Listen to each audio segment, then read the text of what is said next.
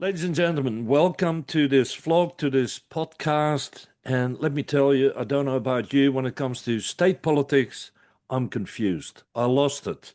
We went for elections.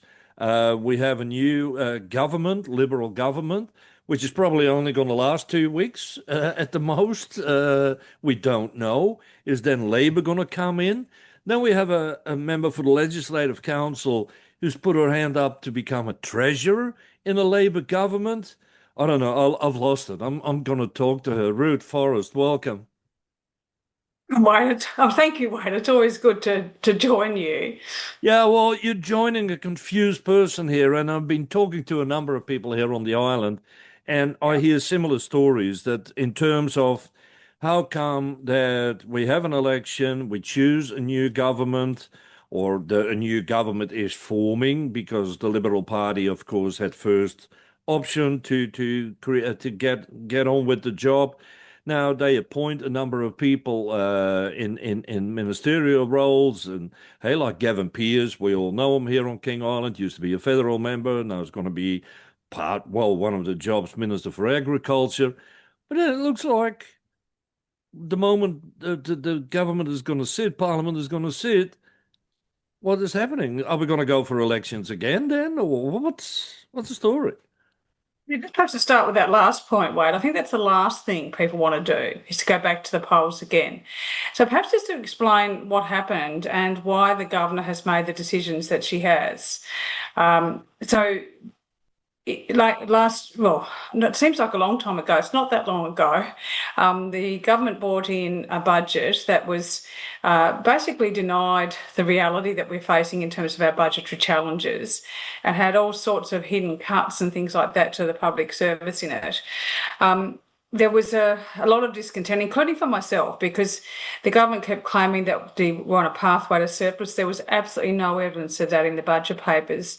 In fact, they were getting further and further away from their fiscal strategy targets than ever. And so I was quite unhappy with the budget. And I said it was the first time in 20 years I was really challenged to whether I could actually support the budget or not. And that's a big call to make. I absolutely accept that. The lower house had a similar view.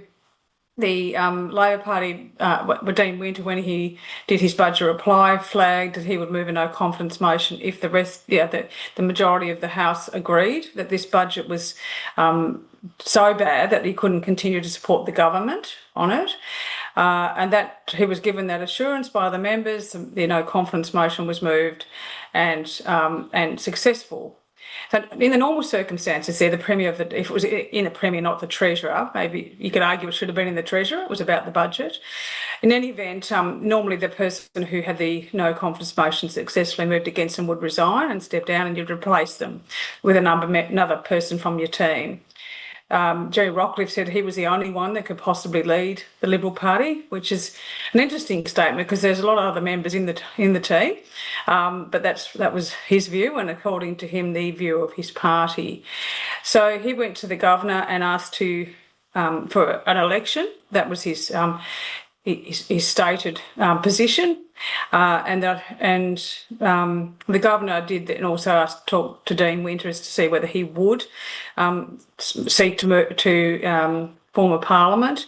He chose not to on that occasion because, I mean, for lots of reasons, you'd have to ask him for those reasons. But they didn't want to have an agreement with the Greens or a deal with the Greens.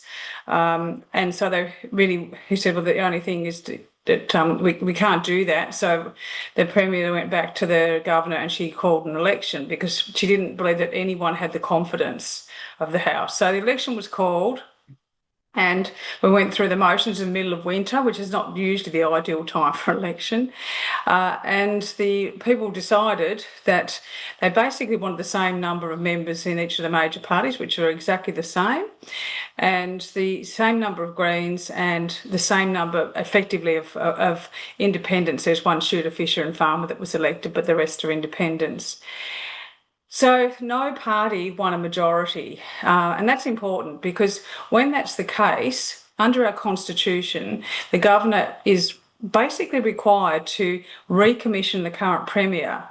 Even if Labor Party had got 17 seats, she still would have been required, unless the Premier resigned, to recommission the current, the then government from the previous Parliament, which is what she did.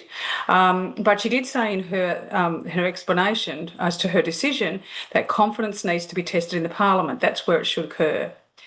So the expectation was that there would be a demonstration of confidence. And that can happen in one of two ways. The Premier could have moved a motion of confidence in himself and his party to govern. In the absence of that, you can have a no confidence motion moved by any member who's not in the government. So you've got independents, Green members and Labor. So Dean Winter has said he would move a no confidence motion to test the confidence. That's a risk he takes as to whether it would be successful or not. And so at the moment, both parties are working hard with the crossbenchers and the Greens to agree on at least supplying or guaranteeing confidence and supply, which means that if you've got confidence, there's not going to be an agreement to support a no confidence motion, and supply means they won't block the budget. But And what these are about, sorry, critical things. Ruth, sorry. What about then the confidence of the people? If the government was so bad, if the budget was so bad, how is it then possible that still most people voted for the Liberal Party? That you would think that if, well, I'm not saying he's not a strong leader, but if you have a good, strong leader in the opposition and you have such a bad budget and that has been advertised around the state 100,000 times, how come then that the people still vote majority Liberal? Yeah, well, no, it wasn't a majority Liberal. No, It okay, was, but they voted more Liberal seats than they did Labor seats. And there was a significant shift if you look at the voting toward independent members. And like in two electorates, the independent members were elected first, which is quite unusual. Like that's not the sort of thing that has happened. Usually the parties get elected first because they get the flow of preferences from below their vote, for example. So in Franklin and in Clark, independent members were elected first, and in Braddon, in our electorate here, Craig Garden was elected fourth, and last time he just sort of scraped in at seventh. So the people made their decisions. The vote went. The message was pretty clear that we want you to work across the parliament here. We've elected these people with significant primary votes, and then the way the Hare-Clark system works is that those preferences are then distributed. So if your preferred candidate doesn't get elected, your vote then goes to your second preferred, and so on. And so that's the system we work under. So the parliament you get reflects that. Now, some people is say, it a well, it's good not a very good system? system, but Is it a it good is. It system? is. Well, it is. It's a very effective system that has worked well in small jurisdictions. I mean, as I heard the Federal Electoral Commissioner say after he'd retired at a conference I was at once, elections and the way they're run are for the losers, not for the winners. Okay, you've got to have trust in the election if you're the loser. If you're the winner, you don't want to question that because that's in your favour. So the way that these elections are run is to allow people's preferences to flow, and that's the way we operate. If you don't like that system, then we should change the system, but through a proper process. But that's what we have, and so now it's up to both parties to demonstrate that they either have or haven't got the confidence of the majority members in the lower house. Now, I've often said to both Labor and Liberal in the past, look, happy to be Treasurer. I can help sort out this mess we're getting ourselves into, because no one else is really acknowledging it. I've been talking about it for years. I was writing a lot of blogs, if you want to call them that, and publish them on my website, trying to explain the situation. But people they tend to make their choices pretty much along party lines if they're party voters, and that's why I think we didn't see a whole heap of change. Yeah. But I'm not criticising the people. The people know what they're doing. There was a very low rate of informal votes. They were deliberate. Well, it's like one thing what I noticed is, and this is where I sometimes wonder, is politics becoming more and more a personal matter than a party matter? Because a lot of people they know what the party stands for. Because go back, federal Yeah. elections, for the first time in history in Britain, Anne Urquhart was able to turn around Britain to a Labour Party with a vote you wouldn't believe, even here on King Island. Then I look at the last now state elections. 75% of people on this island voted for Liberal. Mm. So where is the difference? Is federal governing so much different than state governing, or is it a personal matter? I don't know. Well, I think it's elements of all of that in it, Wade. Really, like people, particularly in Tasmania, we're a small community. We do like the connection with the individual. I know Anne, if you want to talk about the federal election, does work very hard around the election. She gets over to King Island regularly, and people get to know. And she's been around a long time. She's been a senator for a number of years, so she had the profile, which makes it easier. In the Tasmanian election, it's a different system. Like that's just one member in the electorate. So you sort of got a choice of this one or that one, really. But in the state election, there's 7-member electorates. So you get these different things flowing through in those votes. Like some, and we do see what we call leakage from some votes. So from Jeremy Rockcliffe, there wasn't a lot of leakage. Like most people stuck with Liberal after that. But in Bass, you saw quite a bit of leakage or votes going to other parties and candidates from Bridget Archer, for example. And when you look at the cut-up of Rebecca Pentland in Bass, her vote went anywhere but the major parties. And so people are deliberate about their decisions. And whilst we might wonder how we got to this situation, it's because people were deliberate about their vote. So I think we can argue the point as much as we like as to whether people made the right decision or not. People don't get it wrong, and I think they're telling us we need to work together, which brings me to the point why I thought, well, I'm willing to put my hand up. Obviously, the Liberal Party, I did contact Jeremy Rockcliffe after the election, and the polls were declared and congratulated him on his win, and wished him all the best. He came back to me, said he'd like to catch up and talk about how we move forward into this parliament, and I said sure, but I haven't heard anything since. And after that period, Dean Winter reached out and said, would I be interested in being involved if they did form government? It's a big if, Wade. I don't have any say in that vote. I'm in the upper house. I don't have anything to do with that vote. But I'm willing to take on a really, really difficult task at some risk personal risk to myself, because I've been there 20 years. I've been working really hard in this space. It does impact some elements of my independence because you have to line up with cabinet solidarity and collective decision making. I get that. I understand that. But I think if I'm given the opportunity to try and address the state's budget problems and see us in a situation where we can effectively deliver health, education, housing, public safety, all those other services, then it's worth it for me. But time will tell. Well, you brought it up now a few times already that you've been asked, and yeah, the role of treasurer. Had some questions here from people that I spoke to here on the island.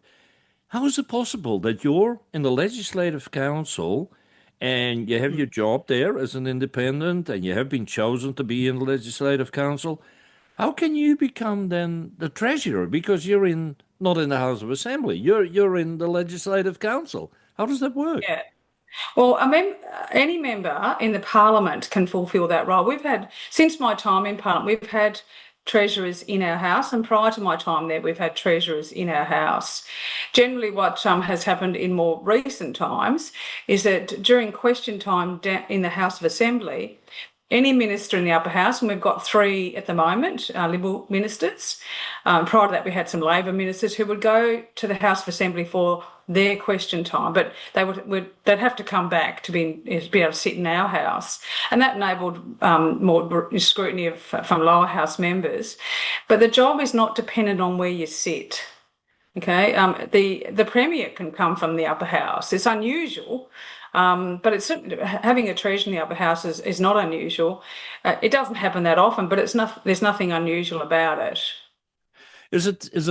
Well, let's put it this way. If you joined a Labour government and then become the treasurer, uh, you're not worried because, put it this way, you're quite popular here on the island. You've been in the political arena for a long time as an independent. As we just stated, 75% of this island has voted Liberal. You then sort of move towards Labour when you become the treasurer. You're not worried that it's not going to do your image any good here on the island, for example? Yeah, I absolutely took this into consideration in making the decision, Wade. Look, I know people do respect and value my independence, as I do too.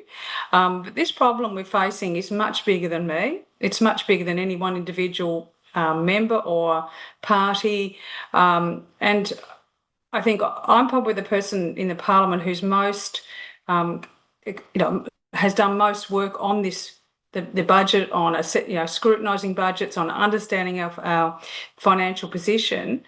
And so the opportunity came to, I sit on the sidelines and keep trying to make change from the outside and get people to listen, or do I get in there and have a real go? Now that opportunity has presented itself as a possibility.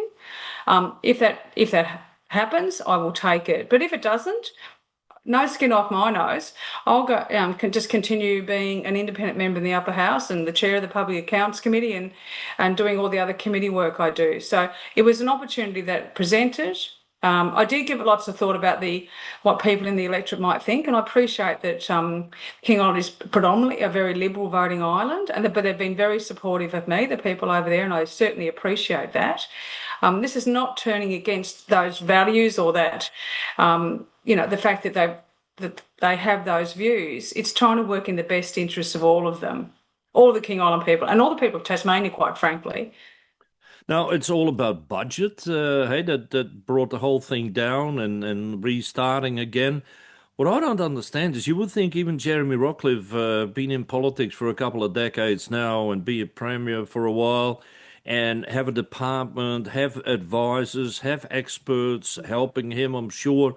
How is it then possible that they can, well, let's call it stuff up a budget? But what did they miss? Or is there arrogance? No, we know what we're doing and we look at the future and Part of the problem, Wade, is I think I did see this happen a bit with the Labor government back in 2012, 2013, before they lost government. I think they do get a bit arrogant and a bit too full of their own sense of importance and forget that the people, elect them. But in this government, we've seen a lot of major problems that have basically been tried to be covered up. And they've signed agreements that sign us up to significant amounts of expenditure without Treasury advice. That's the AFL's deal. There was no Treasury advice sought there. The Premier did not even take it to Cabinet for approval. He just signed it. We've seen the way they've dealt with the Mariners Link decision, which is really, I mean, they promised to provide the whole of state business case with a month for people to look at it, understand it. If it wasn't a good deal, renegotiate, which is what they said they've done. But there's been no visibility of this. We've had the TT line, the Spirit of Tasmania vessels debacle that goes on and on. There's work going on the berth now, but this should have been years ago. And so you sort of think, well, why didn't people turn on the Liberal Party and say, right, we've had enough of that rubbish? But they didn't. They didn't certainly didn't give them a majority, but they didn't put them backwards either. So I think there's perhaps a little bit of arrogance or there was certainly an unwillingness to acknowledge the budget problems because both the Premier and the Treasurer kept saying that there was a sustainable budget and a pathway to surplus. And I've looked at a lot of budgets over the years and there is no clear pathway to surplus. In fact, our debt continued to grow. We didn't get to have budget estimates scrutiny, so I could ask, well, show me your modelling, you show me how we're getting there. We didn't get to do that, but it was pretty clear from all the evidence, and the evidence that's come out since when the Treasury officials produced the pre-election financial outlook, which painted an even bleaker picture than what the budget had. And that's a Treasury document. There's no influence from the Treasurer or the government on that one. So I would take that as more accurate without any interference. So I think they've just tried to pull the wool over the people's eyes effectively. And I think that's enough. We've got to do this properly and we've got to consult more broadly and listen to more people. Ruth Forrest as treasurer. Does that then also mean football stadium 3.0? I don't know what 3.0 is. Well, we got 2.0. It's like, Oh, are we going to come up with new plans or yeah. ideas again, or what's No, the look, I story? mean, obviously, the stadium is obviously one of the things that's alive at the moment. Both major parties have now walked away from at this stage, as far as I'm aware, there hasn't been any further announcements. They'll walk away from bringing in special enabling legislation, allow the project of state significance assessment to continue and finish. That's due to finish in September, mid-September. So the timing sort of works well for that, commitment anyway. And then, look, if I'm in government, I've always had the view with the stadium that I understand and appreciate the need for a new facility, but for me, it's been about right place, right time, and right cost too. But if I'm the treasurer, and I'll have to work with this with the rest of my colleagues, and I mean, you can have put your viewpoint really strongly. Ultimately, it's a bit like in the parliament. If you lose a vote, you lose a vote. You've got to, suck it up and move on. You can't say, well, that didn't go my way, so I'm just going to pretend it didn't happen and go and say it did. That's the way it is. That will come with its challenges way. But anything I'm assessing, whatever it is, I would be doing it through a treasury lens, and I'll be arguing my case as strongly as I could, because it would be our job to get the budget back in reasonable shape. And I do accept that comes with challenges. Is it? That's another question mark in a way. It's like, I don't know why. I often heard that when you talk about the Greens Party, that you often hear they still live in the 80s, Bob Brown, tie yourself up to a tree and whatever. But it's like if both parties, Labour and Liberal, could have found an agreement with the Greens, well, like for Liberal, they would have a majority, wouldn't they? They would indeed. And I think we need to stop this, and this is what the people, I think, were saying in some measure, was we need to stop this, vilification of anybody. Everyone who's elected has a legitimate right to be there. We don't have to all agree, but there is a lot of things we do agree on across the whole parliament. That's why most legislation goes through the parliament. There's not a lot of things that don't go through. So there is often broad agreement. There are some ideological and differences and things that need to be decided on the floor of the House. And in the minority parliament, if you can't get consensus through the consultation process, then you're tested in the parliament. Good legislation will get through. Where you can't get a majority of members in both houses supporting that legislation, it won't proceed. And that's the way parliaments work. That's how democracies work. Having a majority in one house where everything just goes through regardless of whether it's good, bad, or indifferent, they come up to the upper house, and then there's all this pressure on us to pass it, get it on with it. But we need to, there's been no consultation sometimes, or very little consultation. So I hope in this new parliament, whatever happens, whoever forms government, there'll be a far more collaborative approach, and there'll be far more willingness to listen to other members. So far, there's been signs that this is starting to happen, but just promising a policy, a change, like the use of the Greyhound one, for example. The Liberal Party come out yesterday or Sunday, and so they're going to ban greyhound racing and will withdraw the funding from that funding deed when that ends, and then effectively ban it. They didn't consult with anybody on that, and that's not how you make good policy. So they upset the greyhound industry. They've upset another independent, or the Shooter and Fisher and Farmer member, because there was no consultation. That's not the way to work in a collaborative approach in Parliament. And I would hope that whoever does form government, they will take a much more collaborative approach. Yeah, but about the whole approach, and this is sort of again a question mark and surprising. Why, if you have an election campaign and you sell your program and your party, why then have to point out we will not govern with the Greens? Do they think then that they get more votes, or what do you try to achieve with that as a politician? Well, it seems to be the modus operandi. We should respect the people of Tasmania more in those sort of situations. So, look, whatever the people decide, we will work with that. Okay, because the people make the decision, not the parliamentarians. You're lucky enough and privileged enough to be elected to the place. The people who put you there expect you to work together.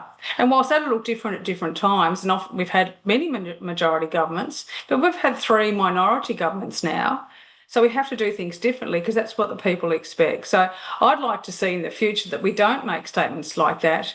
But sadly, you see some members of parliament try and try and make it sound like it's the worst possible thing that could happen, that life as we know it will end and life will be destroyed if we allow the Labor and Greens to work together, which is just disrespectful and wrong. Now, and this is the end pretty much of you. You answered a lot of my questions. Thank you very much. Go into a little bit of a play with words.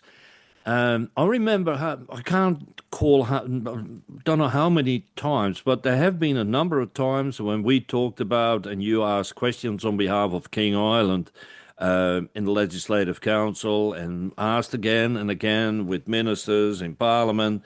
And you often said to me then, I'm happy to be the squeaky wheel on the car. Now, as the future treasurer, I'm not going to call you from then on the fuel tank of the car. It's like, well, we have to find a new word then, don't we? Yeah, well, the benefit of being in the cabinet, Wade, is you're actually right in there, and you can make sure that King Island's issues are front and centre.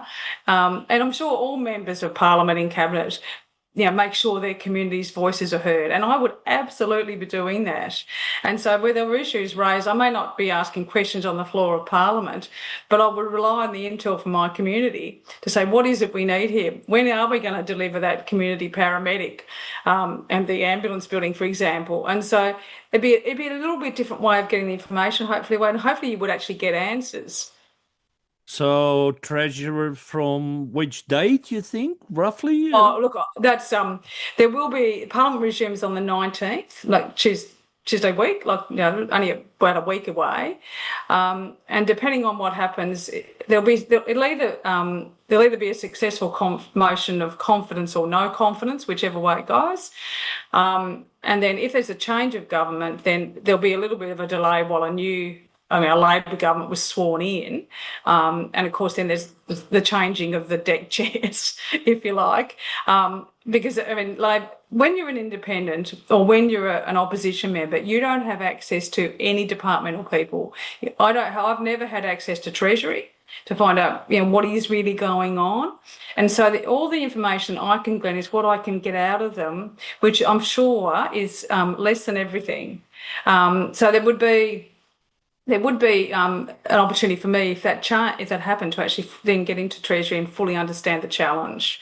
But we also, I think both parties have committed to this, is the establishment of a parliamentary budget office, which would provide a Treasury-like service to non-government members, so that hopefully that will raise the financial literacy of all members and also the policy development and costing of policies for members who aren't government members.